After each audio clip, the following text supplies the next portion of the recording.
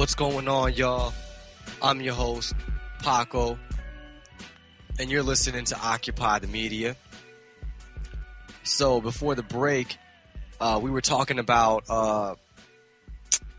do you have a drone in your neighborhood? Basically, they released the Google Maps of the areas where the spy, let's see here, where the launch sites are. 63 launch sites of rise of spy planes exposed after FAA is forced to reveal 63 launch sites across the USA of spy planes. Okay, so, and I named you, I told you they're in a bunch of states. Let's see, there are also 21 mainstream manufacturers such as General Atomics who are registered to use drones domestically, as well as active locations. The FAA also revealed 16 sites where licenses to use spy planes have expired, and 4 where authorizations have been disapproved, such as Otter Tail County, Minnesota. And when I look at this map of what they were showing, it says here 19 universities and colleges are also registered as owners of what are officially known as unmanned aerial vehicles. And it's thought many of these institutions include Cornell, the University of Colorado, Georgia Tech, and Eastern Gateway Community College are developing drone technology. And when you look at the map, you can see they got sites in Alaska, Washington, North Dakota, Minnesota, Kansas, Idaho, Colorado, looks like Utah, California, Arizona, New Mexico, Mississippi, Arkansas, Florida, Georgia, Virginia, West Virginia, New York, looks like Connecticut, Ohio, and Texas. And Texas looks like they got a bunch of them right by where Ron Paul, right by where Ron Paul's district is too. You know, they watching him. Let's see. Let me scroll down here and see what else they got here. Man, this is crazy.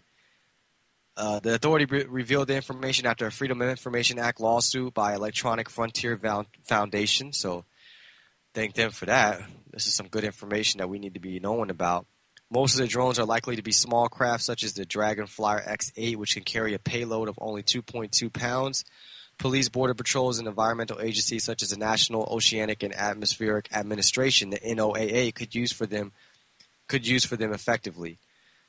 Yeah, man, they got a bunch of Google Maps photos up here, so you could see exactly where these spy sites are. The University of Alaska's drones are the most distant from any major urban centers. They are, however, the closest to Russia. Texas has one of the highest number of drone sites. I could tell that by the map. And let's see here. Other drones likely to be operated only by the armed forces might include the MQ-9 Reaper and the MQ-1 Predator, which was used to kill American al-Qaeda boss Anwar al-Awlaki in Yemen last September. Let's see here. What else they got? Among other unanswered questions, however, is exactly how many drones each registered user owns. Because they're talking about, let's see here. Boy, they got pictures here of the drones too. Some scary stuff right here. Wow. You know, it reminds me of, you know how you watch the football game and you see, like you watch the NFL and you know how they got the little thing flying around where you can, that way you can get the awesome camera view and you can see basically so many different angles and views on camera when you're watching the football game. And if you look, sometimes you can catch the little thing flying around. Well, that reminds me of a drone. Like imagine something like that just flying around watching you, looking at you. And then if you got one that's built a certain way, it could pop you. It could shoot you. It could clap at you. So, I mean, that's crazy, man. It's good for the football game because it does give us a good view, and it's pretty awesome. But this is why this technology for spying can't be used, because it's not going to be used for good efforts or good reasoning or, you know, something that could benefit everyone. Instead, it's only going to be used to benefit those in power, the 1%, those that are afraid of losing their power. That's why they got to spy on us to find out who their biggest threats are. You know, they need to know who it is that's helping to take them down. So let's see here. We got that. Let's jump to another headline here. U.S. Japan to announce agreement on troops and military bases. Let's see here. The Obama administration will soon announce the details of a new agreement with Japan for U.S. troops and military bases on the island of Okinawa following a White House meeting with the Japanese Prime Minister next week. Let's see here. In 2006, the U.S. and Japan agreed to transfer 8,000 U.S. Marines from Okinawa to the island of Guam and to relocate the Futenma Air Station to another part of Okinawa. The plan stalled for years due to resistance from Okinawans who would not agree to the new location of the air base. Good, you shouldn't agree to that.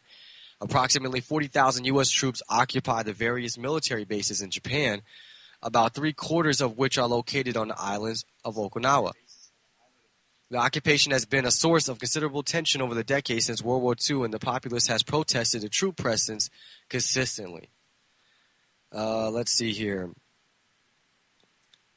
It talks about how they don't want it. The 2006 plan was stalled also due to resistance from the people of Guam. U.S. military base expansion in Guam, Brown University Professor Catherine Lutz said, has faced much local resistance, including lawsuits and protests, largely because of land taking, disruption of sacred sites, and concerns about environmental damage. The details of the plan have not been released yet, but there are reports that it will include having the number of troops headed to Guam and spreading the rest across Australia, Hawaii, and the Philippines. Let's see here. This is part of Obama's administration's strategic pivot to the surge America's military and naval presence in the Pacific region in the misguided effort to contain China's rising influence. This includes not only Japan, but Guam, but South Korea, the Philippines, Singapore, Australia, etc. This is likely to get done over the objections of the indigenous people in these countries as it has in the past. So, yeah, Obama just wanted to spread more troops everywhere, spread ourselves thin. I mean, my goodness, man, if you were an Obama supporter, did you expect any of this? I mean, this is just Bush on steroids, more war expansion, more troops expansion, and it's sad, man. It really is. It really is a sad thing to see, and especially so many people had hope for Obama, man. I remember when I first heard him, I had hope for him too, man, and I was really hyped that we were going to have a black man, and I thought it would be something different about that, and it would be great. But I only thought that for a couple of weeks. You know, I caught on to Ron Paul real quick, so I got off the Obama train real fast. So let's jump into the next headline here before we head to the break. The journalist, Homeland Security's top terrorist, is the journalist. If you wanted to know what the U.S. Department of Homeland Security has been working on hard lately, leave it to multimedia journalists from Miami, Florida to lay it out for you. They've been busy on Facebook. Journalist Carlos Miller was documenting a law enforcement raid on the Southern Florida's Occupy Wall Street offshoot, Occupy Miami, when he was arrested earlier in 2012 while filming police. For the third time in just a few years after investigating why authorities in Miami have signed him out during the ordeal, Miller stumbled upon some evidence that exposes just why he was targeted by the local branch of the Department of Homeland Security. So it turns out that they've been watching him on Facebook, and when they went to these rallies and they went to the protests, they were able to pick him out and arrest him when he was just filming, and that's all he was doing. And he kind of found it kind of odd that they came straight to him. So you can check out this article on Russia Today, the journalist, Homeland Security's top terrorist, and he talks about how they're all over Facebook. You know, they're all over Facebook. They're watching him, and what do you say?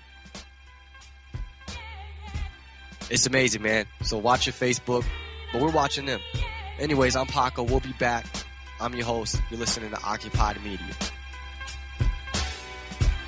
America is in trouble. Washington is a disgrace. Government has become too big. It's overtaxing, overspending. We need to change direction. We really need change. We can't afford to make the same mistakes we've made in the past. Mitt Romney's reputation as a flip-flopper. He went the other way when he got paid to go the other way. There is need for economic stimulus. It's about serial hypocrisy. This election is about trust. There's been one true, consistent candidate, and that's Dr. Ron Paul. Ron Paul has been so consistent from the very beginning. He seems like a more honest candidate. He tells the truth about what he believes, whether you like it or not. He's never once voted for a tax increase, never once voted for an unbalanced budget. Ron Paul's plan is bold, cut 5 departments. It's what we need. When he says he's going to cut $1 trillion in the first year, I believe it. If you don't like how things are going and you're tired of politicians, he's something different. Ron Paul. Ron Paul. Ron Paul. Ron Paul is the one we've been looking for.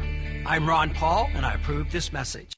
One is a serial hypocrite who lobbied for Freddie Mac before the housing crisis and for the individual mandate before Obamacare. Another